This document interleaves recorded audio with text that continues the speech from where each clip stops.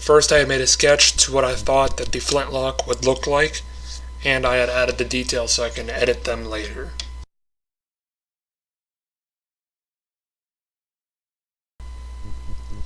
Because I am making Arno's gun from the trailer that you see now, I was planning on adding as much details as possible and just making it a simple gun that everyone can make.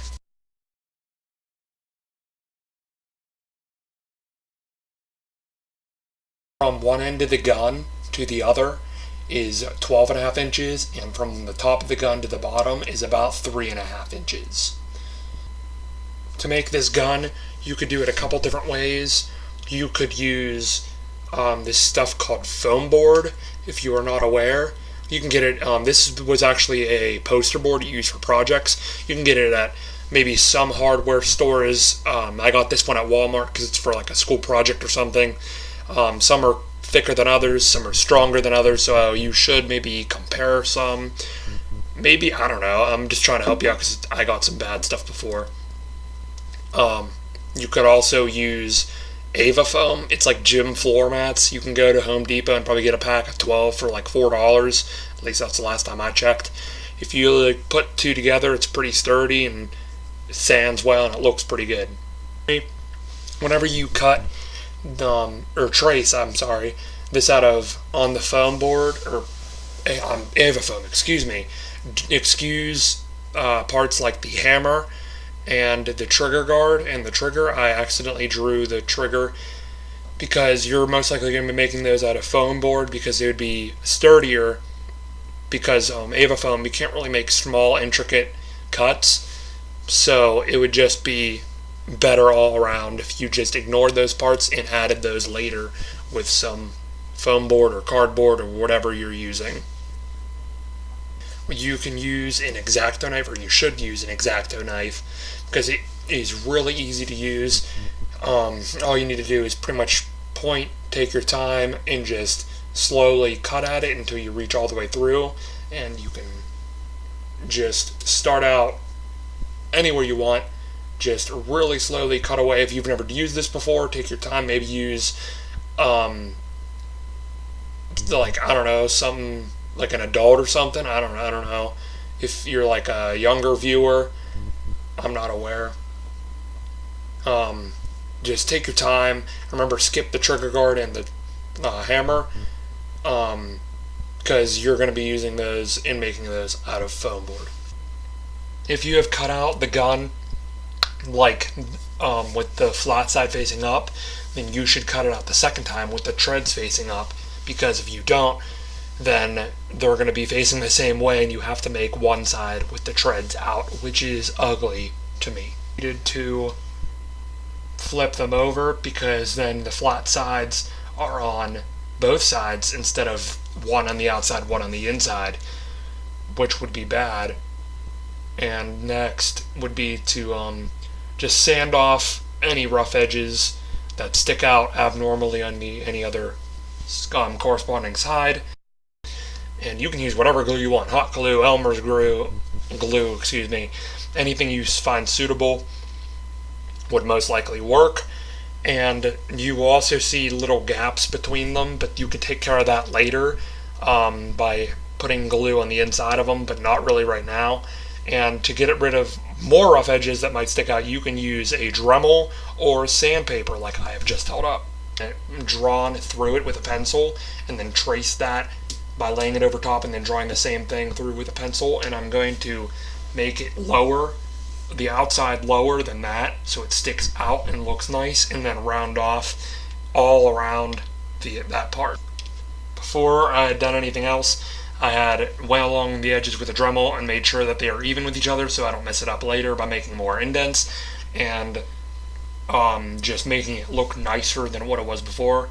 I had done a little bit more work with that, but now it is time to work on the middle part.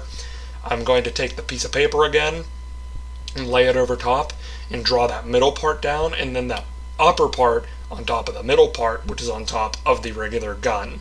If you're confused, you should see later and you might understand. I hope you do. So let's get to it.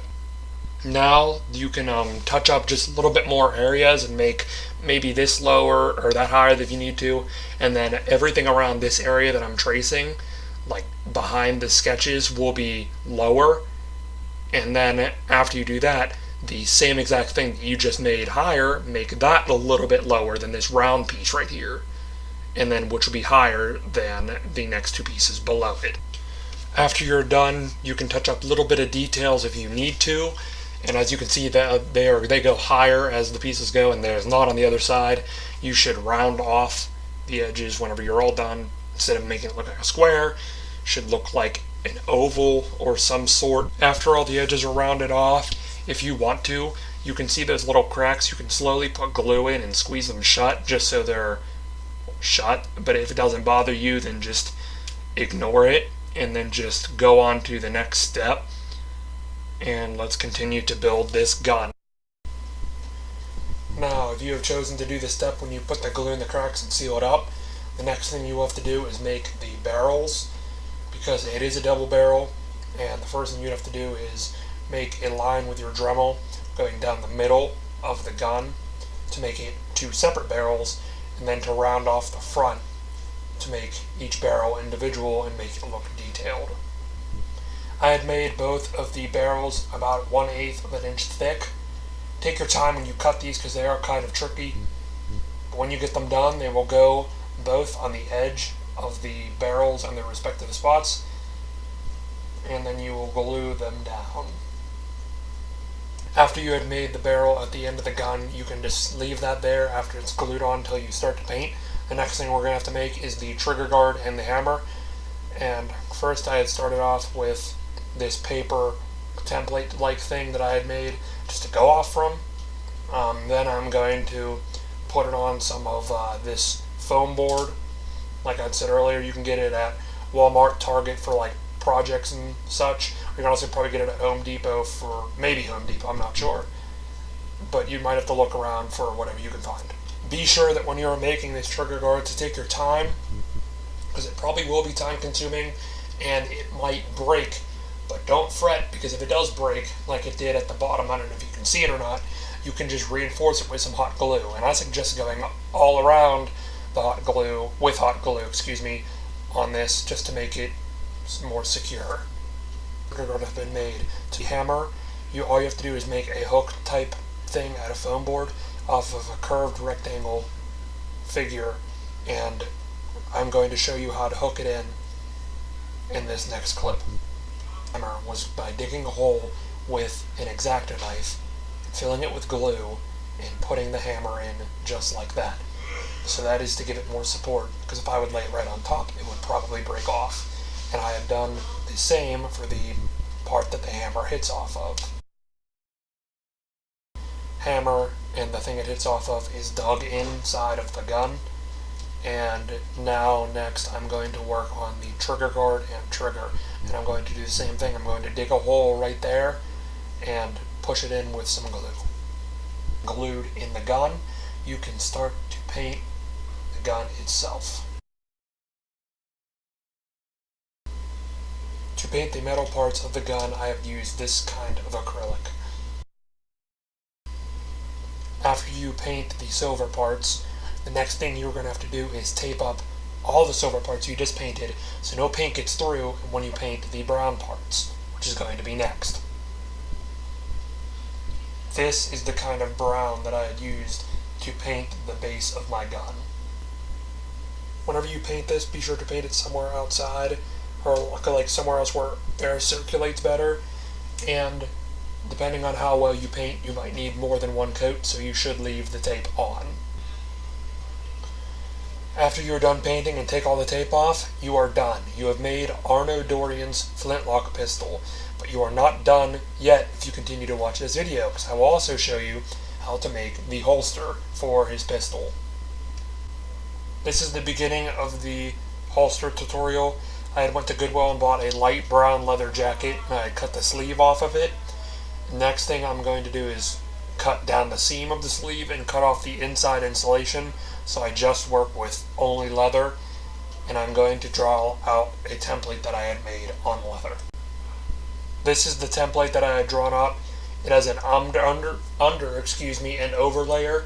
The underlayer is the whole base, and the overlayer is just the part that holds the gun in, and the gun goes in like a pocket, but the overlayer is just the part that holds the pocket together. If you don't understand that, just wait till later in this video. You can do two ways of making this gun. I show you both ways. The first way is to sew the overlayer on, and the second way is to fabric glue it. After you make the template, you will cut it out and lay it down on the fabric you are using. I use the back of the fabric because I want the leathery side to show on the front, so I'd use the back to contrast with it. Once you had cut out that other leather part, you can go back to the template and cut out the overlayer as its separate layer and put that onto the leather, and make sure that it's on the back because you would most likely want the leathery part sticking up and the bad side on the inside. So then make that its own layer, and then next I'll show you how you can sew it on.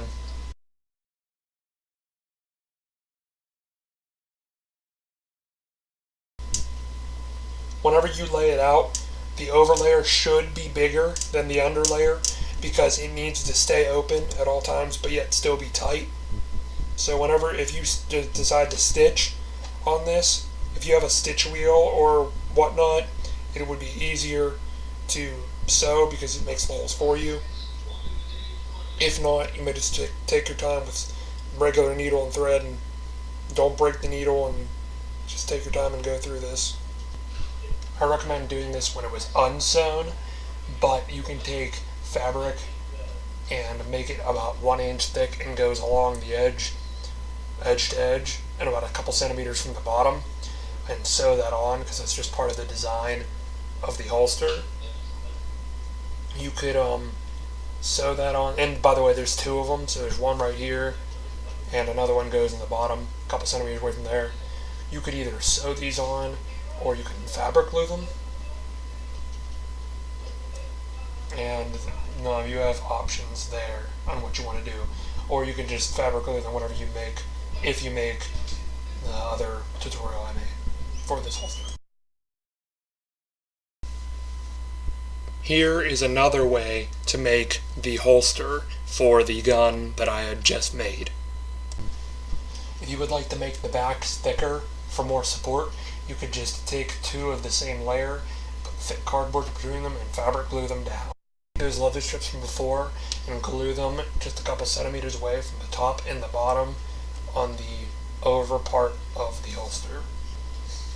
Just like with the stitching, you're going to take the one side and that one side only, make sure it's bigger than the other, and this time you will only glue that side down and then come back and glue the other side down. Now the second way to make this holster is done, and just as usual the gun slides in just as smoothly, and personally I like this holster better, but whichever one is more maybe affordable to you or easier to you, you can just make it that way. I hope you like it, and stay tuned for more Arno.